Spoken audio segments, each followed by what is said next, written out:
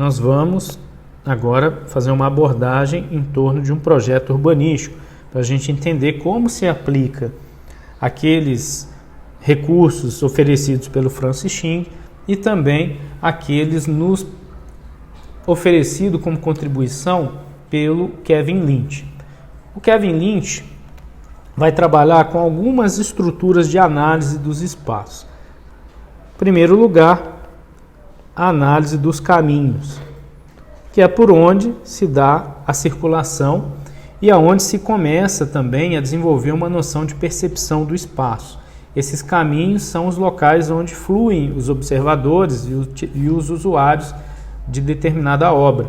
Então, esses caminhos são extremamente importantes para a experiência criada pelo usuário do espaço urbano, mas também são locais que vão, de certa forma, determinar uma estruturação de funcionalidade para esse espaço, porque são os espaços basicamente utilizáveis dentro desse princípio urbanístico de projeto que está sendo utilizado. Um outro ponto bastante importante para a gente analisar a partir da obra aqui do Kevin Lynch são a localização dos limites. Essa localização dos limites elas são importantes porque elas demonstram as áreas de transição e, ao mesmo tempo, em virtude da inexistência de paredes, abarcam aquilo que está dentro e fora do projeto. Então, toda a parte de funcionalidade, de certa forma, é determinada por esses limites, aonde ocorre justamente a transição de um espaço para outro. Então, identificar os limites é extremamente importante para a gente poder compreender. E aí, como que se funciona também a estruturação de caminhos a partir desses limites e a ligação dos espaços, que funcionam como elementos de ligação dentro desse arranjo. Um outro elemento importante para a gente poder analisar à luz do Kevin Lynch é a gente identificar onde estão os pontos nodais do projeto, porque esses pontos nodais são locais aonde que o observador pode interpretar de forma mais específica o espaço urbano que está ali. Quando a gente adentra numa edificação, naturalmente as paredes e as passagens, as portas e as janelas, no caso todas as aberturas, nos ajudam a se situar e apreciar a obra numa dimensão mais reclusa ou mais aberta, de acordo com a posição e a característica de cada espaço. No caso do espaço urbano, como a gente não tem esses limites de parede, são os elementos visuais que vão nos indicar a forma de estruturação do espaço. E os pontos nodais, eles são pontos estratégicos aonde que o observador pode compreender o espaço como um todo. Então ele está, de certa forma, introduzindo ali uma lógica de dentro e fora e também de apreciação do projeto. Então a gente vai utilizar essas estruturas desses 3 itens associados a um outro elemento extremamente importante, que é a presença dos marcos, que podem ser marcos urbanos, marcos urbanísticos, que vão ser tanto uma edificação de grande porte, uma torre, um elemento que chama atenção naquele espaço, um busto, uma escultura, alguma coisa que vai, de certa forma, estruturar visualmente uma direção. Então, esses marcos eles têm esse papel também de organizar visualmente a apreciação do espaço. Então, esses 4 itens estão na estrutura principal de análise do urbano proposta pelo Kevin Lynch. E vão ser aqueles que nós vamos utilizar como princípio associado aí à estrutura de análise do Francis Ching, lá do Arquitetura, Forma, Espaço e Ordem, e também dos outros autores que propõem a análise da arquitetura. Para exemplificar esse projeto, para exemplificar, foi escolhido um projeto construído em Equador, na cidade de Quito, uma praça que fica localizada no centro histórico da cidade. Um projeto com uma área de 2.800 metros quadrados, que tem ali uma inserção muito singular, justamente por estar na parte mais antiga da cidade de Quito. Então vamos, naquela lógica de localização, começar a pensar nessa localização do espaço que nós estamos analisando. Então essa praça, que é o Huerto San Agustín, está localizada nessa região do centro histórico e tem alguns elementos de composição urbana que vai nos ajudar a situar em que região essa praça está localizada. Então, existe uma outra grande praça nas proximidades, chamada Plaza del Teatro, e tem também, aí para a gente poder entender inclusive os limites desse projeto, a Igreja e Convento de San Agustín, que está disposto, na verdade, junto a um dos limites do espaço que nós vamos analisar. Então, essa lógica de localização, identificação de espaços urbanos, que nos ajuda a compreender um pouco mais a localização do espaço urbano que nós estamos analisando. Aí esse mapa, complementarmente, poderia se adotar uma imagem aérea ou uma imagem de vista de satélite que pudesse localizar essa praça em relação à cidade. Isso poderia ser incluído aqui, mas não vem o caso para a gente poder otimizar essa análise. Então, a partir dessa lógica, que a gente propõe lá a partir do estudo do Francis Chin, a partir dessa lógica de análise proposta pelo Kevin Lynch, a gente vai começar a determinar alguns elementos que são importantes. Então, a gente já consegue identificar a existência de 2 pontos nodais que estão sendo determinados pela estrutura de deslocamento por meio das ruas existentes no local. Esses 2 pontos nodais, então, se tornam espaços nevrálgicos para a interpretação de todo o espaço, porque eles permitem, inclusive, uma distinção entre o que está dentro e fora da intervenção e, ao mesmo tempo, também se articula com o restante do espaço urbano. Então, a partir dele, o observador, por exemplo, pode desenvolver um senso de direção e se compreender numa relação de dentro e fora do espaço da praça que nós estamos analisando como intervenção. Estou aqui corrigindo as cores, tá? Esses ícones são os elementos visuais. Desse lado de cá já não está muito bom. Vamos colocar aqui em vermelho. São símbolos que indicam as visadas, que são determinadas a partir dos pontos nodais que nós estamos analisando. Ok, aqui nós localizamos. Eu não vou fazer a análise de limite aqui, porque a gente tem, de certa forma, uma imagem que tem uma poluição visual maior, porque foi tomada do ponto de vista da cobertura, mas ajuda a entender também a implantação do projeto.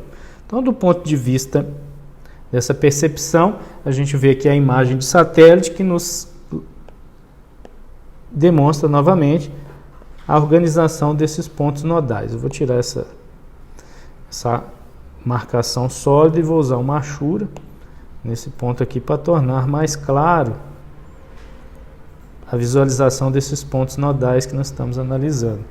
Então, justamente a lógica de percepção do deslocamento, de percepção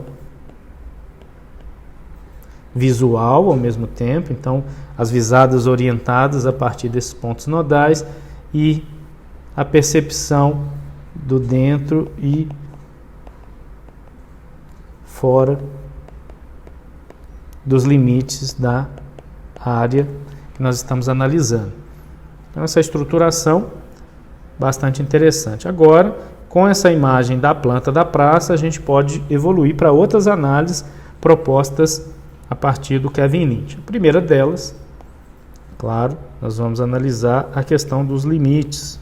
Então, a gente delimita a distribuição. Deixa eu só fazer uma correção aqui.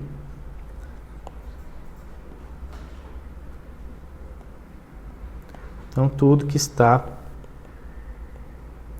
dentro dessa área delimitada corresponde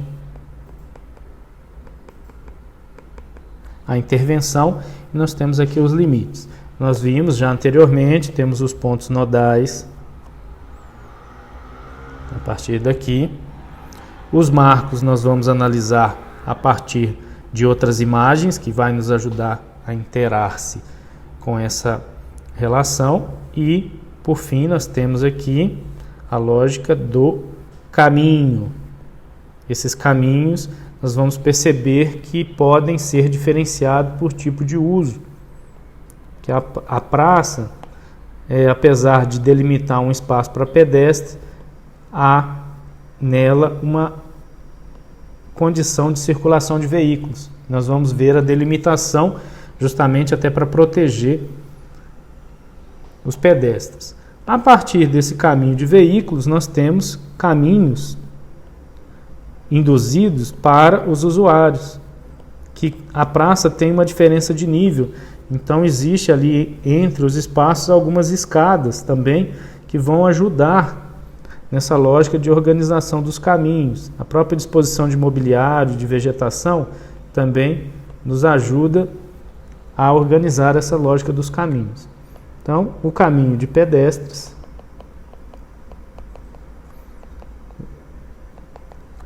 e o caminho dos veículos dentro da praça. Se a gente for fazer essa análise, novamente considerando na relação de limites, nós vamos perceber que existe, então, por meio dessa circulação de veículos, a criação de limites internos também, que é justamente da área de domínio do pedestre e a área de domínio do veículo. Então nós temos sublimites aqui dentro desse projeto que é induzido justamente por essa, ou limites internos, né? Se a gente fosse trabalhar, também poderia chamar de limites internos isso aqui. Então esses limites internos definem para a gente duas áreas de utilização do projeto, aquela de domínio do pedestre e aquela de domínio do veículo, do usuário que circula com veículos, né? Não pode também dar pessoalidade a um objeto que não tem esse caráter. Então tudo isso aqui faz parte desse espaço de apropriação da praça definido por esses limites. Então a gente percebe aqui também que os caminhos induzem para a gente um entendimento de caráter funcional, porque eles determinam aspectos da circulação do projeto, que a gente precisa avaliar só com mais cuidado, é sentido de tráfego, sentido de acessibilidade, tudo que a gente pode ter no projeto também, que talvez não esteja tão claro numa primeira análise que a gente vai fazer. Então, aqui conseguimos entender alguns dos aspectos dessa análise do Francis Ching e discutindo um pouco da relação de funcionalidade. Vou repetir essa planta aqui para a gente poder discutir outros aspectos de funcionalidade. Então, nós temos aqui dentro da praça algumas áreas que são específicas, tá? Vou fazer uma marcação para a gente poder atualizar isso. Então, aqui a gente tem basicamente uma área que é delimitada até aqui, que tem finalidade, né, tem funcionalidade baseada na lógica de circulação. Então, não há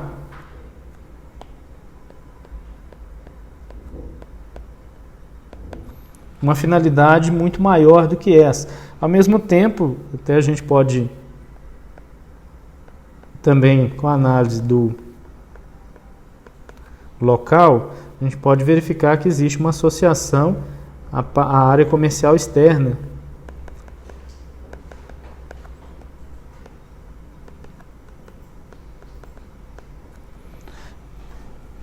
Que está associada a essa praça também. Então, essa circulação, de certa forma, contempla toda essa área comercial que está no envoltório.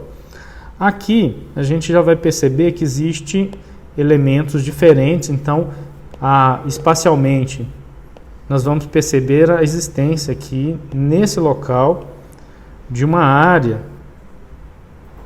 que é um bicicletário.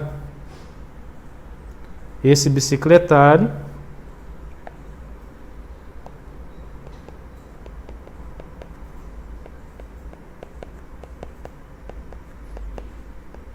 é parte do programa desse projeto, e a gente vai perceber que a disposição desse bicicletário e dessa área de circulação que se associa à área comercial cria um setor de utilização do projeto que se distingue do outro, justamente aproveitando essa lógica dos limites. Então, nós temos aqui uma finalidade de usos associados a essa lógica de circulação com o veículo sem motorização e também com essa circulação de comércio, que é uma circulação rápida. Então, não tem elementos aqui que criam obstáculos ou que criam referências de permanência ao pedestre, justamente porque a finalidade desse setor é a circulação, principalmente uma circulação mais rápida. Toda a parte de permanência no projeto está associado já a esse lado, que a gente aproveita esse sublimite, e aí os elementos de oferta de lazer e que podem possibilitar a permanência da praça está desse lado. Então a gente tem aqui também uma área comercial, e aí uma área comercial já criada para a praça, não é uma área comercial externa como era aquela outra. E aqui a gente tem principalmente, deixa eu corrigir aqui essa marcação, essa área comercial é para alimentação, basicamente, são espaços de alimentação, que é a função principal desses locais que estão aqui. Essa oferta de atividades comerciais dá justamente para oferecer ao usuário essa comodidade, para que eles possam, de certa forma, utilizar e ter essa comodidade que é os alimentos ali. Uma outra questão aí envolve a noção de permanência e amenidades oferecidas pela praça, é aqui essas fontes d'água. Então, tem duas fontes de água localizadas nesse espaço, que ajudam inclusive nas noções de conforto, porque Quito também é uma região que tem tempos quentes e também tempos com clima mais seco. Uma outra coisa que a gente vai identificar aqui nesse projeto é uma parada de ônibus, um equipamento urbano aqui, que vai também se transformar num espaço desse arranjo. Desse outro lado aqui, a gente vai perceber que existe a presença de esculturas, então a introdução de marcos urbanos internos, que vai dar a essa praça um caráter de singularidade. Então, aproveita o desnível do terreno e o próprio aproveitamento da topografia vai elencando espaços diferentes. Espalhados sobre esses locais, a gente vai perceber também a existência, vou pegar uma cor aqui mais apropriada para distinguir, a gente vai perceber que a existência de elementos, que aí com uma imagem a gente vai poder perceber, que serve para atendimento das crianças. Então são locais para brincadeiras. Vou colocar aqui o nome que a gente está acostumado a falar, parquinhos. Pequenos parquinhos para criança, que servem para ela interpretar o espaço e também para poder brincar e permanecer ali. E aí a gente vai percebendo esses arranjos de circulações possíveis a partir da instalação da praça. Aqui tem uma outra área que corresponde àquela para a brincadeira das crianças, que eles estão chamando de zona lúdica, que é justamente uma área que tem alguns elementos em madeira, que são grandes lagartixas esculpidas em madeira, que tem a ver também com uma história do local, que tem lá no folclore da cidade, que essas lagartixas saíram de um ponto a outro na cidade e acabaram parando ali. Isso aí eu não adentrei muito nesse aspecto, mas isso foi introduzido também lá como um elemento a mais, inclusive para demonstrar a essas crianças a importância dessa questão da preservação da escola. Então, o paisagismo distribuídos, intercalados aí entre o projeto em vários pontos, E aqui, aproveitando o paisagismo, a gente tem uma área que serve como associação para essas áreas de alimentação também, que vão complementar o programa dos restaurantes que são oferecidos. Então a gente conseguiu aqui, de certa forma, entender ali uma série de relações funcionais que esse espaço está me oferecendo. E por fim, a gente tem, de acordo com a proposta do Francis Ching, a necessidade de destacar os marcos urbanos que estão presentes. Então o convento de Santo Agostinho que está aqui é um grande marco urbano para a cidade de Quito e que está também sendo um dos definidores dos limites do projeto que nós estamos analisando aqui. Então, aqui a gente percebe uma volumetria, nós percebemos um marco urbano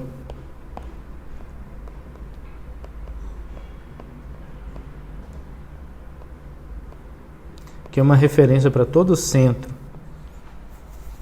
de Quito, né, que é a Torre do Convento, e aí a gente percebe a associação de um outro marco urbano, que aí esse foi, em escala menor, criado para o projeto, justamente para auxiliar nessa relação entre a praça criada e o convento, mas também para ajudar nessa definição de hierarquia do espaço, de estar presente também nos locais e a partir dos pontos nodais, podendo ser observado como um elemento primordial nessa composição.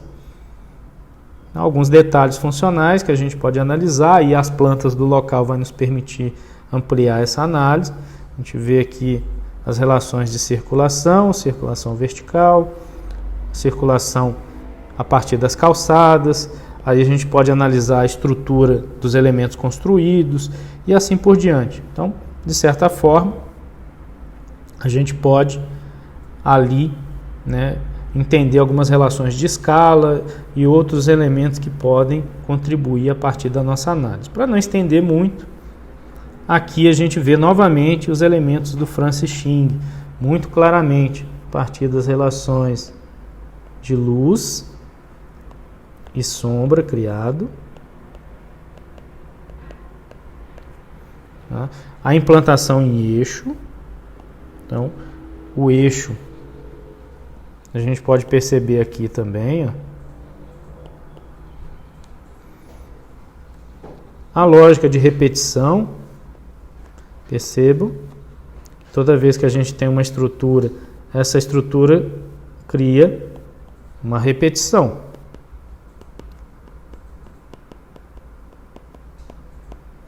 E como há uma distribuição regular dessa repetição, nós temos um ritmo regular também,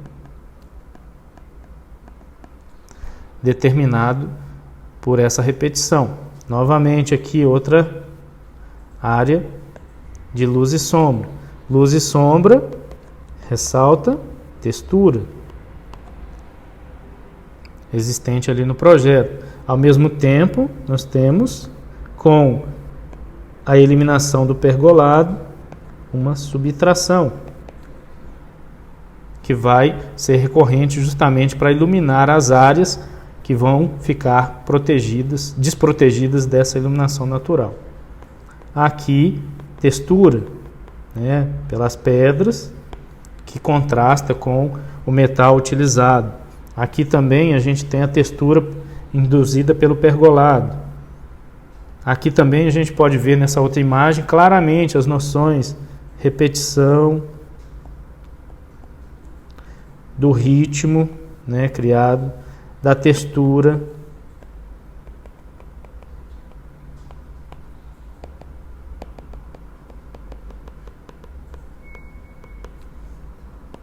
do ritmo, o marco urbano. E aí os dois, o marco criado para a praça e o marco existente previamente. Novamente, noção de repetição. A gente vê o efeito que o paisagismo cria, trazendo cheio e vazio.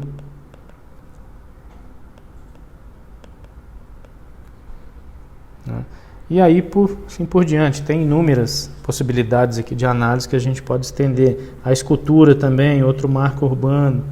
Então, uma série de elementos ali que contribuem à compreensão do projeto.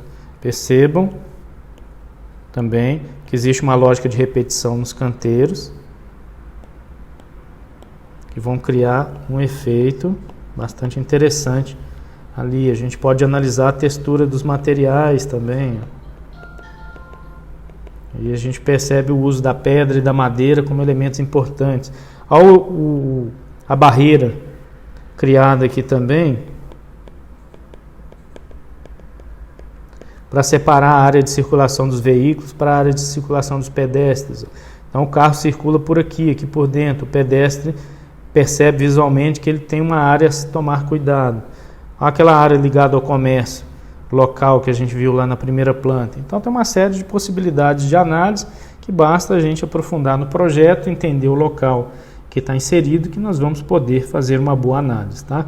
Novamente, só ressaltando a questão de montar as referências sempre com a utilização da NBR 6023, produzida pela Associação Brasileira de Normas Técnicas. Todas as referências têm que ser elaboradas conforme essa norma.